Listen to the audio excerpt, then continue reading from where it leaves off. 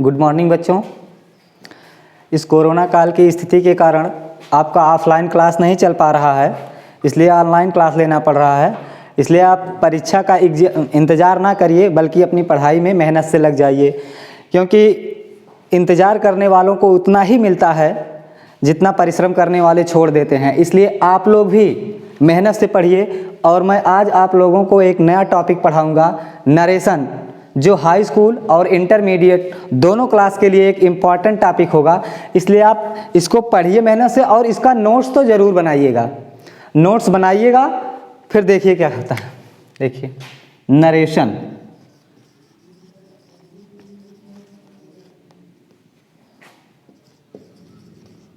Narration, ये नया topic आपका है, नरेशन। नरेशन जिसको हिंदी में बोलते हैं कथन। यह नरेशन आपका दो शब्दों से मिलकर बना है, टू प्लस नरेट, यानी यह नरेशन आपका दो शब्दों से मिलकर बना है, टू प्लस नरेट, जिसका अर्थ होता है, जिसे कहते हैं हम टू से, अर्थात कहना। नरेशन दो शब्दों से मिलकर बना, टू प्लस नरेट, जिसका शाब्दिक अर्थ होता है टू से, अर्थात कहना। अब आपको ये जानना है आगे कि नरेशन होता क्या है, तो आइए देखते हैं नरेशन क्या है।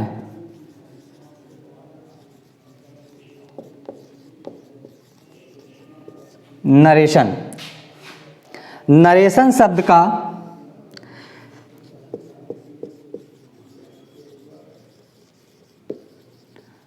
नरेशन शब्द का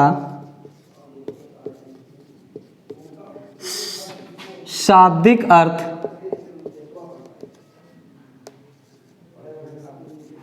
नरेशन शब्द का शाब्दिक अर्थ कहना होता है। नरेशन शब्द का शाब्दिक अर्थ होता है कहना।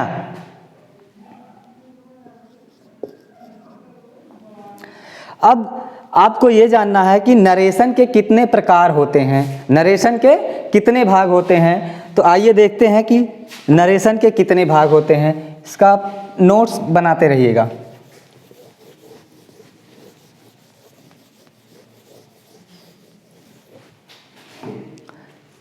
नरेशन के दो भाग होते हैं। नंबर एक आपका डायरेक्ट नरेशन,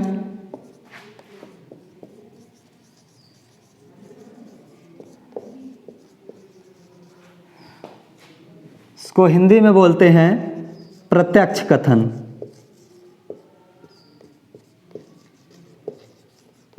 प्रत्यक्ष कथन। और दूसरा है आपका इनडायरेक्ट नरेशन। और दूसरा आपका है इनडायरेक्ट नरेशन, जिसको हिंदी में बोलते हैं अप्रत्यक्ष कथन। ये होगा आपका अप्रत्यक्ष कथन। अप्रत्यक्ष कथन। अब आपको पहला टॉपिक पढ़ना है डायरेक्ट नरेशन। ये डायरेक्ट नरेशन। अब आपको हम बताते हैं कि डायरेक्ट नरेशन होता क्या है। तो लिखिए,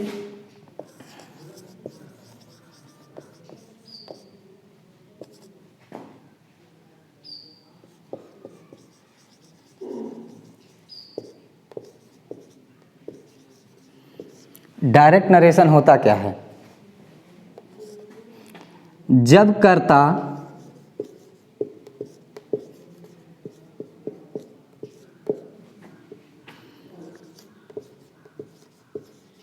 अपनी बातों को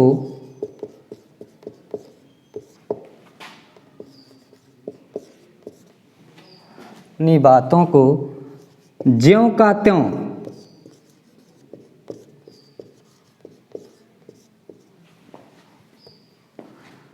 अर्थात अपने ही शब्दों में व्यक्त करता है, अपने ही शब्दों में व्यक्त करता है, व्यक्त करता है, तो हम उसे डायरेक्ट नरेशन कहते हैं। तो हम उसे डायरेक्ट नरेशन कहते हैं, उसे डायरेक्ट नरेशन कहते। देखिए, जब कर्ता अपनी बातों को ज्यों का त्यों अर्थात अपने ही शब्दों में व्यक्त करता है तो उसे डायरेक्ट नरेशन कहते हैं, अर्थात उसे प्रत्यक्ष कथन कहते हैं। ठीक, अब इसका हम आपको एग्जाम्पल बताते हैं।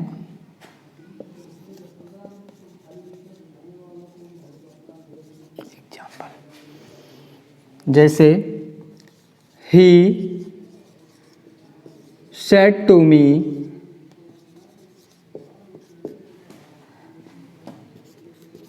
I am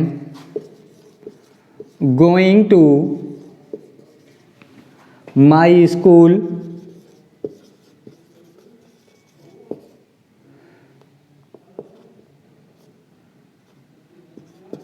I am going to my school। वह मुझसे कहा कि मैं अपने स्कूल जा रहा हूँ। यानी ये होता है डायरेक्ट नरेशन। और डायरेक्ट नरेशन जो होगा वो हमेशा डबल इन्वर्टेड कामा के अंदर और कामा के साथ लगा हुआ होगा। ठीक, तो आइए हम आपको बताते हैं। अब ये आपकी परिभाषा हुई डायरेक्ट नरेशन की। डायरेक्ट नरेशन कहते किसे हैं, डायरेक्ट नरेशन है क्या। अब आगे हम आपको बताते हैं कि डायरेक्ट नरेशन के कितने भाग हैं।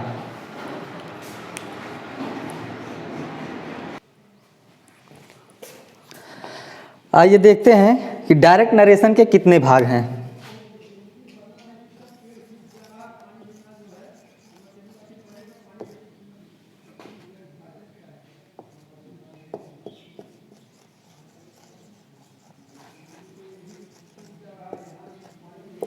डायरेक्ट नरेशन के कितने भाग हैं, इसके दो भाग हैं। इसके दो भाग हैं। पहला है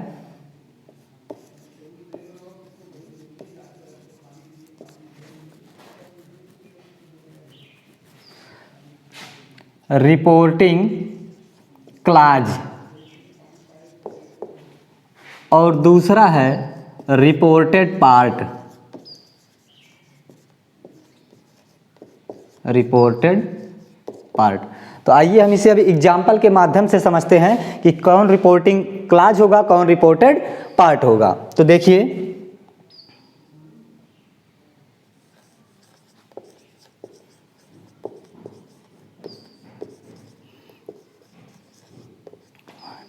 said to me, he said to me I am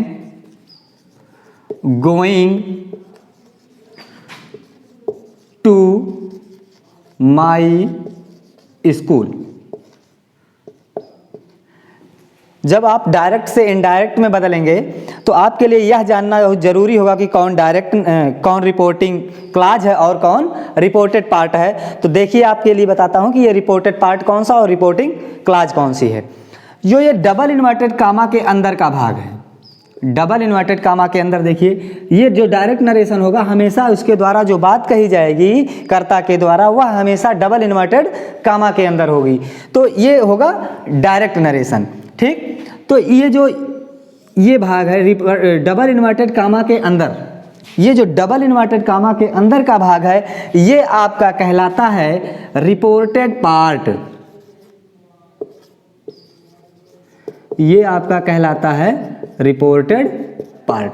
यानी जो डबल इन्वर्टेड कामा के अंदर का भाग होगा ये भाग, ये आपका कहलाएगा रिपोर्टेड पार्ट। और ये डबल इन्वर्टेड कामा से बाहर का भाग जो है ये यहाँ से यहाँ तक, ये कहलाएगा रिपोर्टिंग क्लॉज।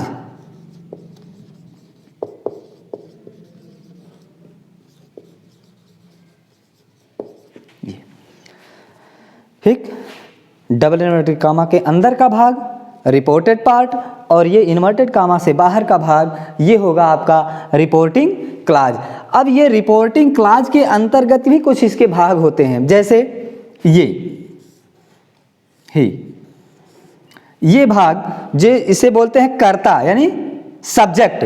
ये रिपोर्टिंग क्लाज का जो भाग है ये कहलाता है, ये रिपोर्टिंग क्लाज का जो भाग है ये कहलाता है आपका रिपोर्टर।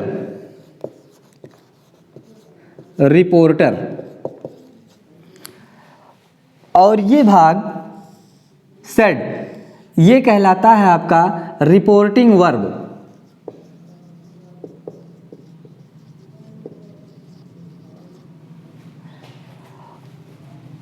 और ये मी ये कहलाता है आपका ऑब्जेक्ट ऑफ रिपोर्टिंग क्लाज।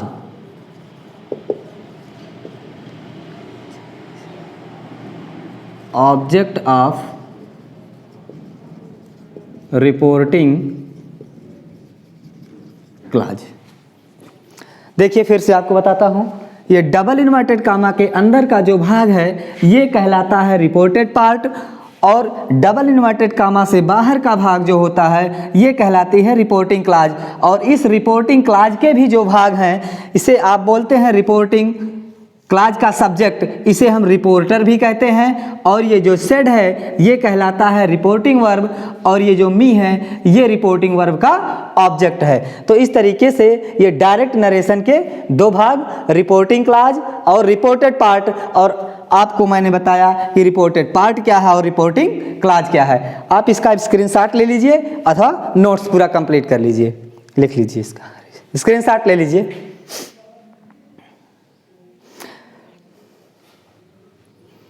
चलिए ठीक है, अब मैं आपको आगे इनडायरेक्ट नरेशन बताता हूं कि इनडायरेक्ट नरेशन क्या है। आपने डायरेक्ट के बारे में पूरी तरह से जान लिया है, अगर फिर भी ना समझ में आए तो आप ग्रुप में अपना कमेंट डालिएगा, मैं फिर से उसे समझाने का प्रयास करूंगा अच्छे से ताकि आपको समझ में आ सके।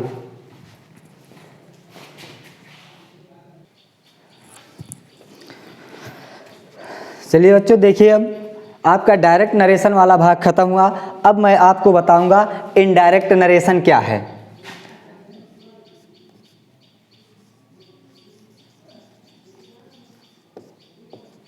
इनडायरेक्ट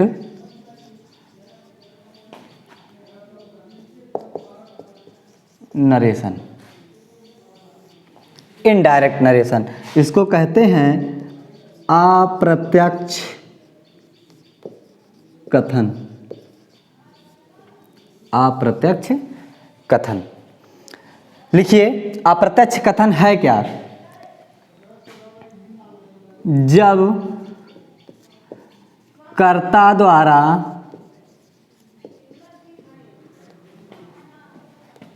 अपनी बातों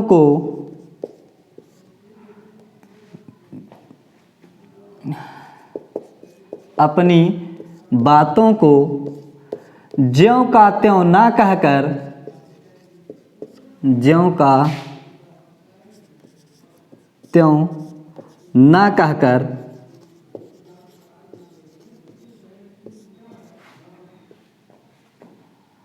उसे घुमा फिराकर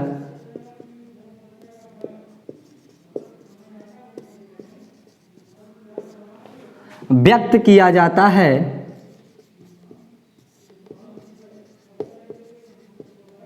व्यक्त किया जाता है, तो हम उसे इनडायरेक्ट नरेशन कहते हैं। इनडायरेक्ट नरेशन कहते हैं।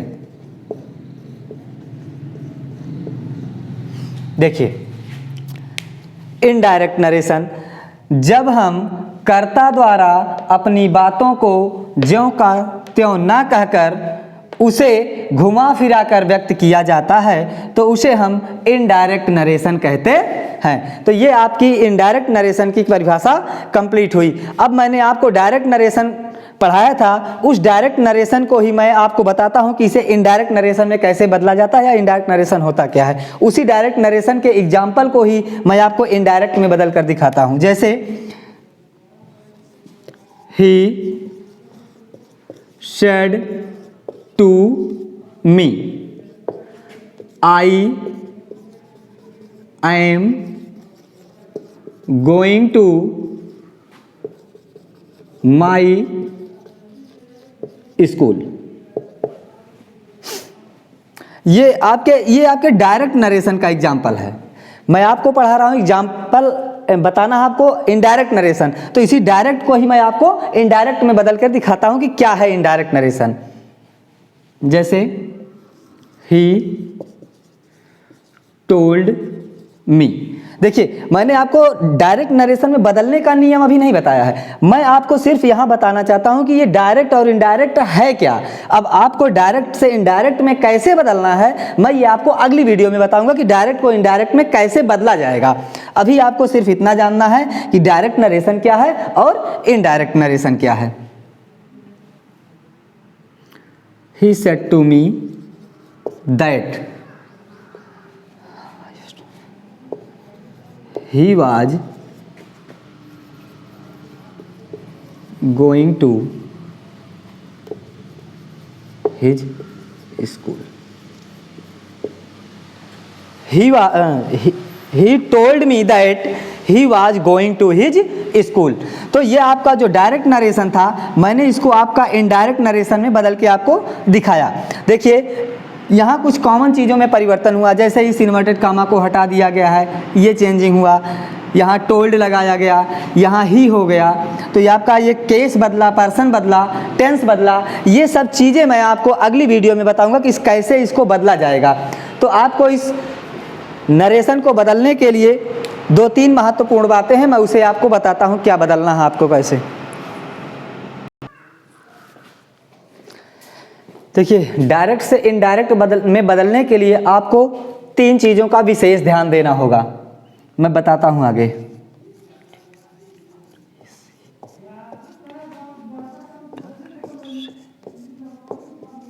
डायरेक्ट से इनडायरेक्ट बनाना, यहां पे आपको 3 चीज़ों का विशेष ध्यान देना है। पहला आपको बदलने में आएगा change the tense.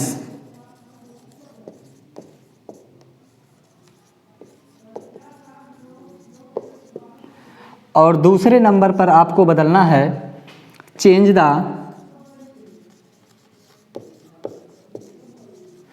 Person and case. और तीसरे नंबर पर आपका होगा change the other word. Direct से इनडायरेक्ट बनाने के लिए इन 3 चीज़ों का विशेष ध्यान देना है, change the tense, change the person and case, change the other word. ये चीज़ें मैं आपको अगली वीडियो में बताऊंगा कि कैसे इसको बदला जाएगा, और ये आपके लिए बहुत ही महत्वपूर्ण चीज़ें होंगी। ये तीनों टॉपिक अगर आप जान गए तो आपका नरेशन पूरी तरह से कंप्लीट हो जाएगा, आप तब नरेशन के एग्जाम्पल को पूरी तरह से हल कर सकेंगे। ठीक, धन्यवाद, थैंक्स।